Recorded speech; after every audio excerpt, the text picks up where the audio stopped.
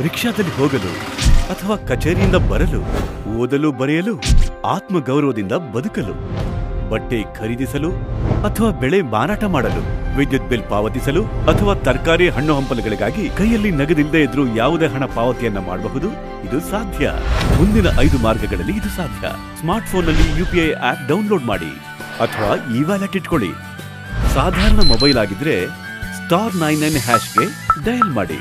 ಯಾವುದು ಇಲ್ಲ ಅಂದ್ರೆ ನಿಮ್ಮ ಬಳಿ ಡೆಬಿಟ್ ಕಾರ್ಡ್ ಇಟ್ಕೊಳ್ಳಿ ಅಥವಾ ಆಧಾರ್ ಕಾರ್ಡ್ ಮೂಲಕನೂ ತಕ್ಷಣ ಪಾವತಿ ಮಾಡಬಹುದು. ಇಷ್ಟು ಮಾಡಿದಾಗ ನಿಮ್ಮ ಮೊಬೈಲ್ ಅಥವಾ ಕಾರ್ಡ್ಗಳೇ ನಿಮ್ಮ ಬ್ಯಾಂಕು ಮತ್ತು ನಿಮ್ಮ ಪರ್ಸ್ ಆಗ್ಬಿಡುತ್ತವೆ. मेरे प्यारे देशवासियों, आज से ही संकल्प लीजिए कि आप स्वयं कैशलेस सोसाइटी के लिए खुद एक हिस्सा बनेंगे। देश को भ्रष्टाचार मुक्त करने का अभियान, लोगों को कठिनाइयों समस्याओं से मुक्त करने का अभियान, इसका नेतृत्व करना है आपको। हौदु, इदु साध्य.